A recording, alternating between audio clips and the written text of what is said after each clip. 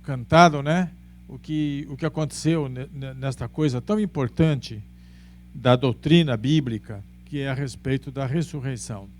Nós vamos ver que este assunto de ressurreição trouxe grande problema no começo da história da igreja cristã, porque tudo que eles pregavam, tudo que os apóstolos pregavam, todo mundo ficava escutando com atenção. A vinda de Jesus, o que ele fez, ele curava as pessoas, ele cuidava dos pobres, ele ensinava com virtude e poder, ele resistia às coisas erradas, todo mundo gostava disso e prestava muita atenção sobre a propagação do Evangelho, os 12 apóstolos, todo mundo ouvia isso com muita atenção.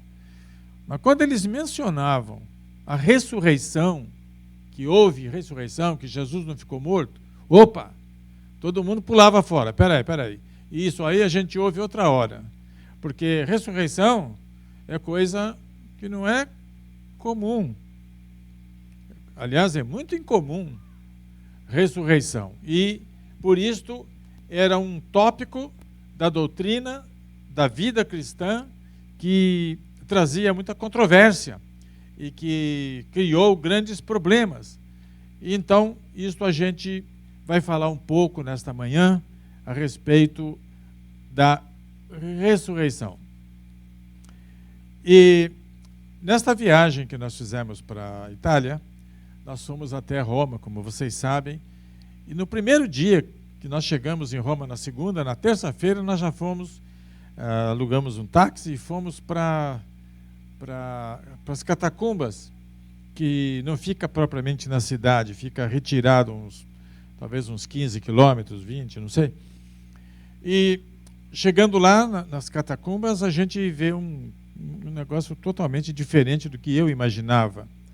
É em cima, todo um campo, tudo gramado, e tem lá muitas pessoas muitos católicos, né, com aquelas vestes que eles têm, muitos padres e monges, todos estão por ali.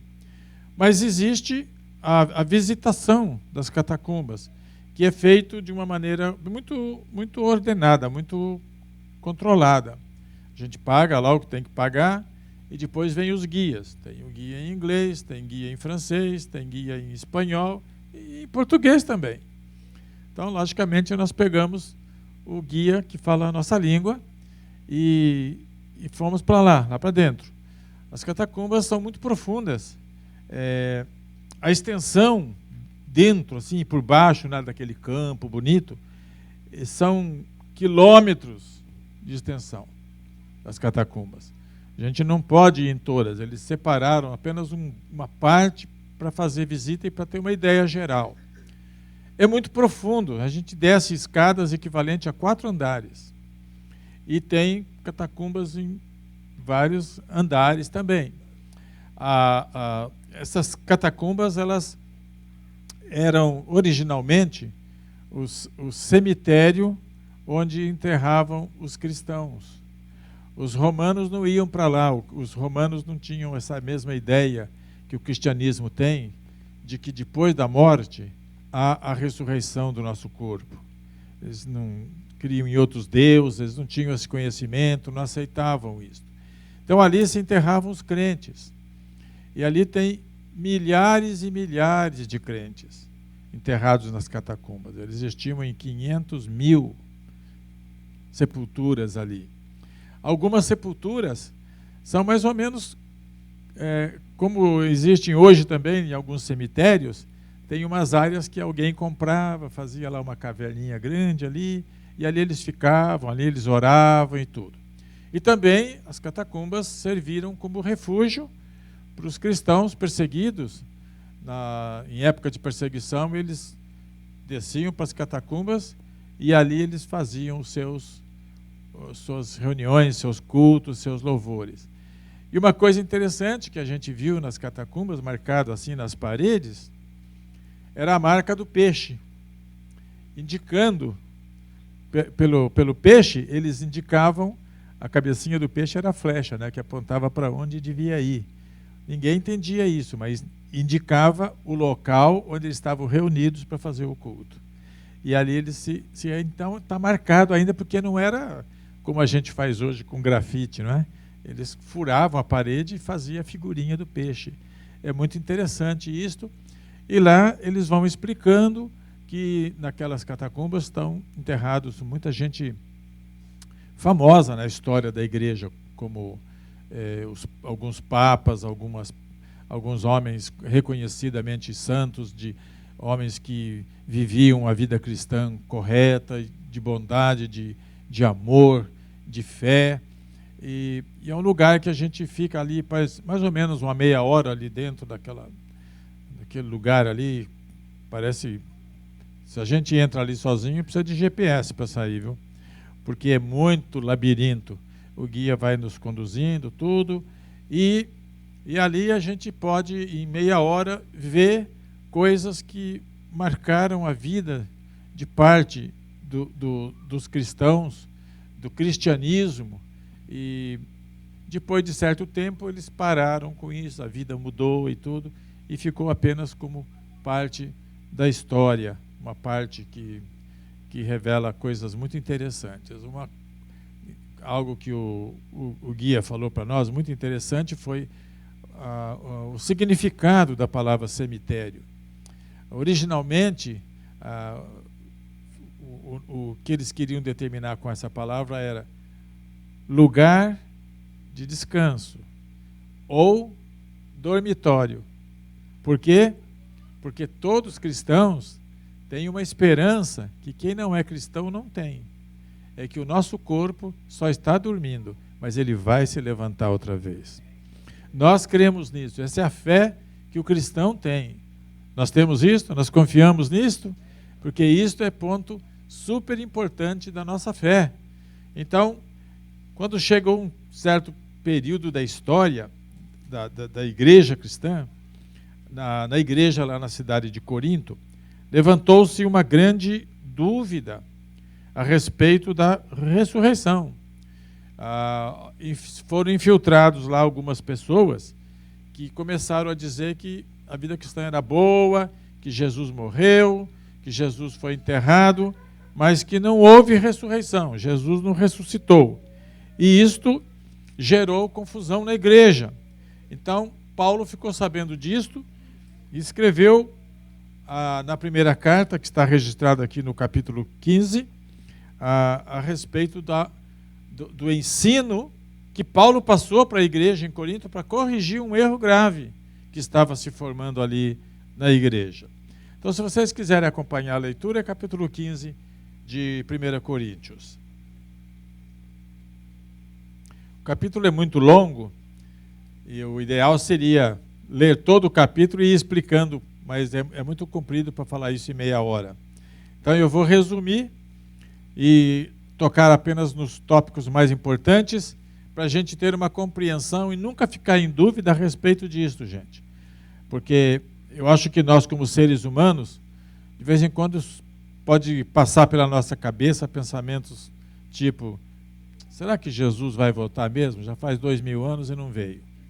Outro pensamento que pode vir: será que realmente ele ressuscitou? Será que não é uma história apenas escrita por alguém que sonhou isto? Será que Jesus é Deus mesmo? Vem todas essas perguntas na nossa cabeça. Então nós precisamos ter uma clara compreensão de que as coisas de Deus são recebidas por fé. A fé vem antes da razão. Quando a gente crê, depois a gente entende. Se a gente quiser entender para depois crer, não dá certo. Não é assim que funciona nas coisas de Deus. Primeiro tem que crer, porque a fé agrada a Deus. E quem tem fé, Deus está com ele. Deus está fazendo tudo que prometeu e tudo que ele disse. Amém? Então aqui a gente vê que no começo deste capítulo, Paulo começa a falar: irmãos, quero lembrar-lhes o evangelho que lhes preguei, o qual vocês receberam e no qual estão firmes. Então Paulo estava confiante que eles estavam firmes no evangelho que ele, Paulo, pregou. E isso é uma coisa importante, gente.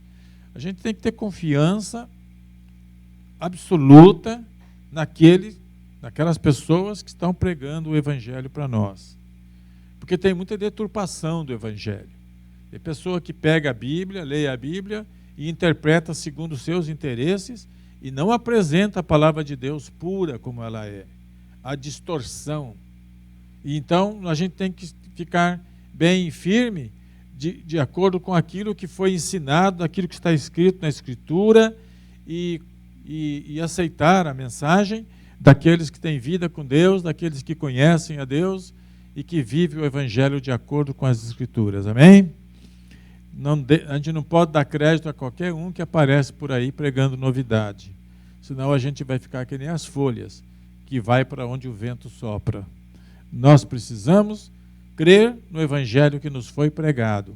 E Paulo disse, eu preguei o Evangelho para vocês e vocês estão firmes nele. Aí ele continua aqui, por meio deste Evangelho, vocês são salvos, desde que se apeguem firmemente à palavra que lhes preguei. Caso contrário, vocês creram em vão. Então, Paulo adverte eles. Ou seja, foi este Evangelho que trouxe salvação para vocês. Então, igreja, todos vocês que estão me escutando, nós somos salvos pela pregação do Evangelho que diz que Jesus Cristo é o nosso Salvador e não há outro. Este é o Evangelho puro. Qualquer evangelho que apresenta outro caminho de salvação não é o evangelho que Paulo pregou e que nós pregamos. Então nós precisamos estar firmes naquilo que nós cremos. Paulo falou, porque se vocês não estiverem firmes e estiverem vacilando, vocês estão caminhando para um lado perigoso e vocês creram em vão. A fé que vocês creram é falsa e não tem efeito. Aí ele falou, o que eu preguei para vocês, que eu primeiramente transmiti, foi o que recebi, que Cristo morreu pelos nossos pecados, segundo as Escrituras. Foi sepultado e ressuscitou no terceiro dia, segundo as Escrituras. Então Paulo está reafirmando o valor das Escrituras. Paulo está reafirmando o valor dos Evangelhos. Paulo está reafirmando o que está escrito, que foi preservado para nós. E ele recebeu isto de Cristo, porque Paulo, a gente conhece a história, ele não era crente quando Jesus estava vivo. Depois que Jesus morreu, Paulo se tornou um perseguidor da igreja. Um perseguidor terrível. No meio da perseguição, ele teve um encontro com Jesus e se converteu. Depois que ele se converteu, ele ficou um tempo separado, estudando. E nesse tempo que ele ficou separado, longe, ele tinha revelações que Cristo falava pessoalmente com ele. E ele então recebeu coisas diretamente de Jesus. E uma das coisas que ele recebeu foi esta: que segundo as Escrituras, Jesus morreu. Que segundo as Escrituras, Jesus foi enterrado. E que segundo as Escrituras, Jesus não ficou na sepultura, ele ressuscitou. Então essas três coisas são básicas, fundamentais na fé cristã. Nós temos que crer que Jesus morreu. Nós temos que crer que ele foi sepultado, porque só sepultava lá no Romano depois que alguém tinha realmente morrido. Então, para comprovar que Jesus morreu, eles certamente sabiam lá, quebrava a perna das pessoas, para tudo, para saber. Então Jesus foi enterrado, confirmado, morreu. No terceiro dia aconteceu aquilo que ninguém esperava. Embora Jesus tivesse ensinado, eles não entenderam. Mas Jesus tinha falado várias vezes que ele ia entregar o seu corpo, mas que ele retomaria. Quer dizer, a morte não é adversária para Jesus Cristo. Ali tem um vencedor certo, e o vencedor certo é o Nazareno, Jesus Cristo. Louvado seja Deus, amém? Então aqui, Paulo está reforçando o evangelho que ele pregou, que Jesus morreu, que Jesus morreu pelos nossos pecados, não pelo pecado dele, nossos pecados. Que Jesus foi enterrado e ele ressuscitou. E aí prossegue. Depois que ele ressuscitou, apareceu a Pedro e depois aos 12 apóstolos. E depois disto, apareceu a mais de 500 pessoas, de uma só vez, a maioria dos quais ainda vive, embora alguns já tenham adormecido. Então, a evidência, a comprovação de que Jesus ressuscitou, que Paulo estava apresentando, era a seguinte: Jesus morreu, ressuscitou e apareceu para Pedro. Está relatado nos evangelhos. Quando Pedro e João correram para a sepultura, Maria Madalena foi lá, falou a história, não é?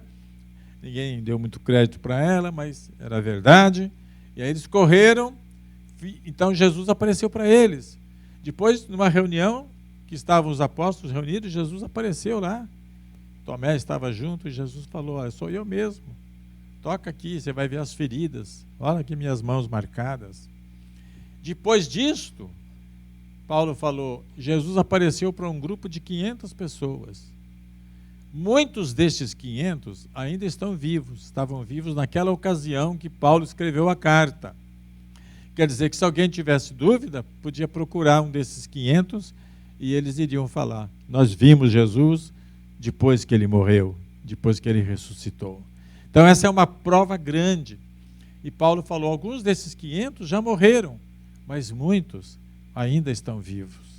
De modo que o que Paulo queria mostrar para a igreja em Corinto é que eles estavam indo por um caminho errado de deixar de crer na ressurreição.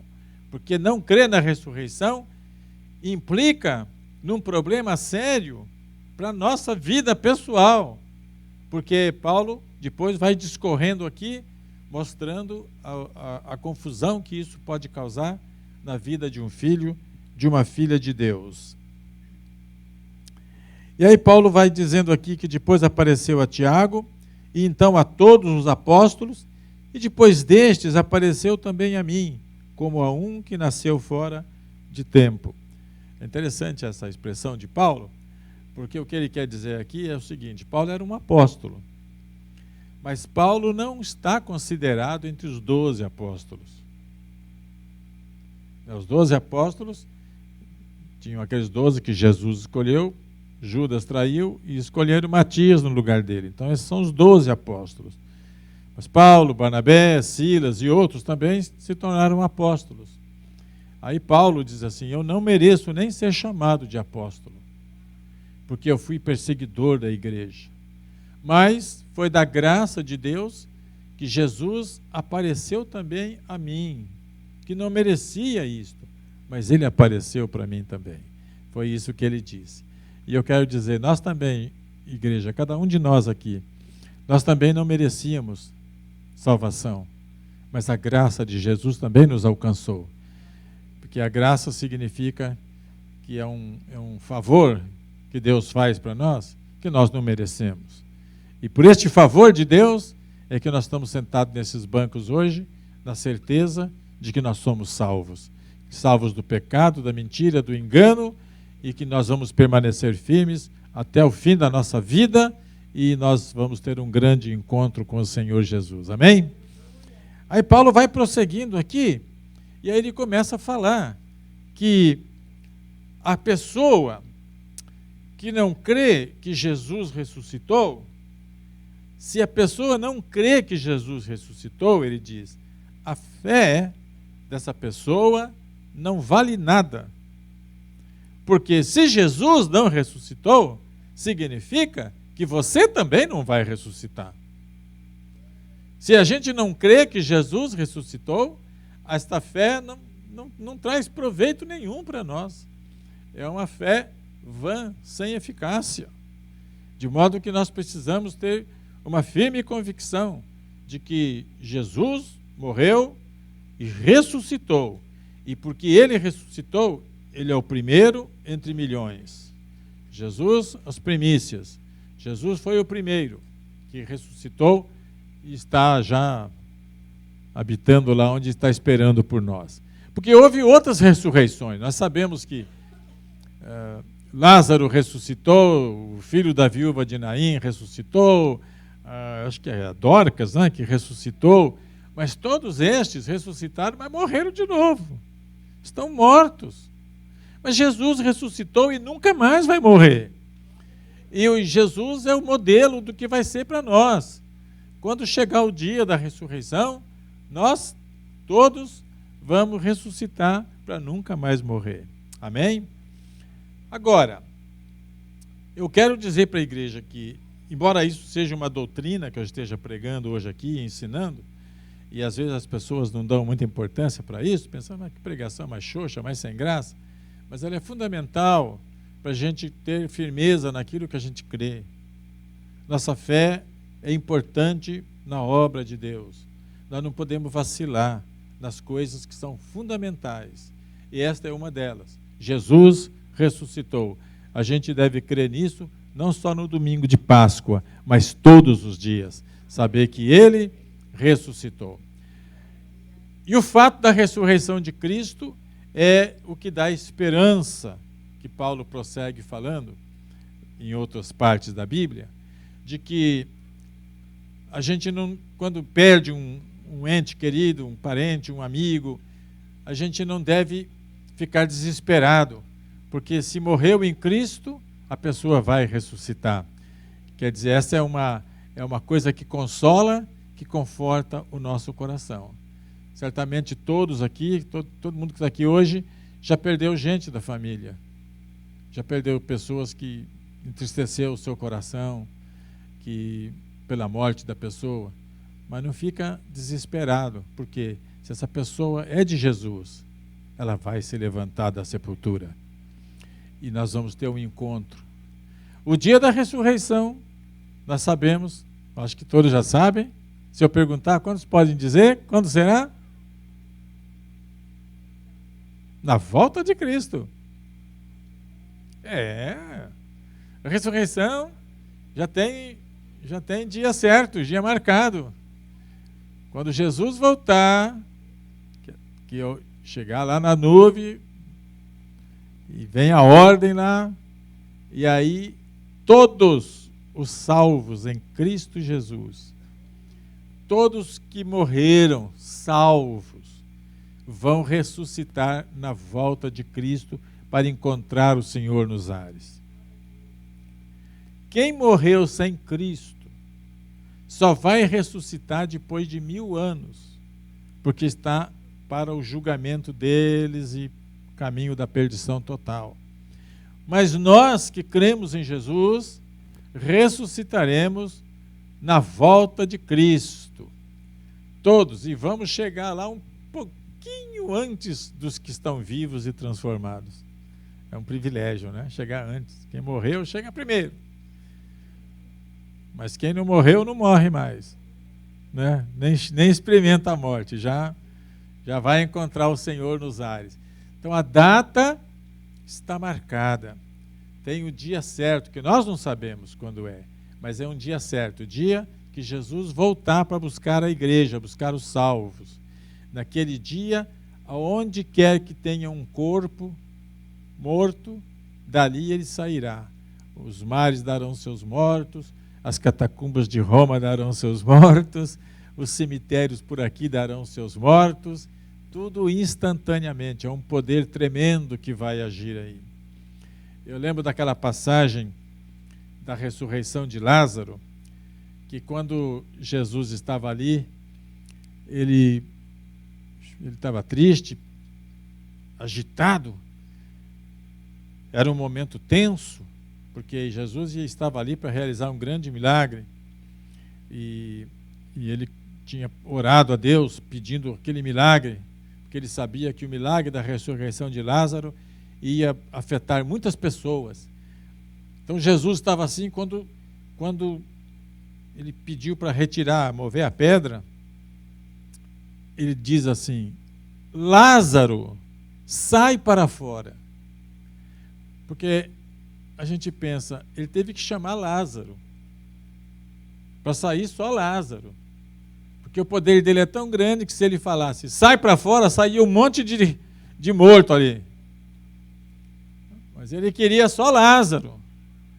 Mas naquele grande dia que ele vai descer, talvez a voz dele seja, meus queridos filhos e salvos, saiam todos para fora. E aí saem milhões e milhões de salvos de todos os tempos. Encontrar o Senhor. E os que estão vivos aqui, quem sabe quantos estarão vivos do nosso grupo aqui, das nossas crianças, todos, o corpo é transformado e sobe para encontrar com o Senhor. Outra coisa interessante da ressurreição é que a pessoa pode morrer cega, aleijada, surda, muda, mas quando ressuscita, é perfeita. No céu não tem aleijado. No céu não tem cego, mudo ou surdo. E ressuscita com um corpo glorificado. É um negócio tremendo. Muita gente pergunta, mas será que a gente vai conhecer uns aos outros? Vai. A comparação que Paulo dá aqui é semelhante, vamos dizer aqui, se a gente pega uma uva, e como é que planta a uva, hein? A sementinha dela, desta uva aqui, depois, quando ela cresce, ela vai produzir uma uva de que tipo? É assim, não é? É assim que Paulo compara. A pessoa morre, vai para a sepultura, e quando chega a hora da ressurreição, é como uma semente. Ela ressuscita com aquele corpo glorificado, que não morre, que não tem doença, que não tem cansaço, que não tem dor, que se movimenta com liberdade, que está aqui e em um segundo está lá no Brasil. Então é uma maravilha o que Deus vai fazer conosco no dia da ressurreição. E a gente vai chegar lá e vai reconhecer as pessoas uns aos outros. Vamos ter surpresas. Vamos encontrar gente lá que a gente fala, mas eu te considerava um perdido. E alguns que a gente considera um salvo, a gente vai procurar em tudo quanto é canto. Pode até procurar na lista telefônica do céu que não acha o nome da pessoa. Porque a salvação é coisa de Deus. Ele conhece os salvos. E lá não chega ninguém por engano. Todos que chegarem lá, chegarão porque são salvos. E qualquer tipo de julgamento que tiver lá em cima para os salvos não é para dizer você está no lugar errado. É só para saber o quanto de galardão que você vai receber. É premiação. Vocês estão entendendo? Não é para dizer, não, aqui você fez isso de errado lá na terra, você está condenado. Não. Se fez alguma coisa, se subiu, é porque foi perdoado e lavado pelo sangue do Cordeiro. É assim que nós estamos, perdoados e lavados pelo sangue de Jesus. Então, igreja, vamos ficar firmes na nossa fé. Não vamos nos deixar enganar por nada. Jesus morreu, foi sepultado, mas ressuscitou. E porque ele ressuscitou, nós podemos ter fé e crer até o fim, que nós também ressuscitaremos naquele grande e glorioso dia. E eu creio e oro por isto, que ninguém que está aqui vai ficar, todos subirão e todos nos encontraremos lá e viveremos com o Senhor para sempre. Aleluia! Louvado seja o nome de nosso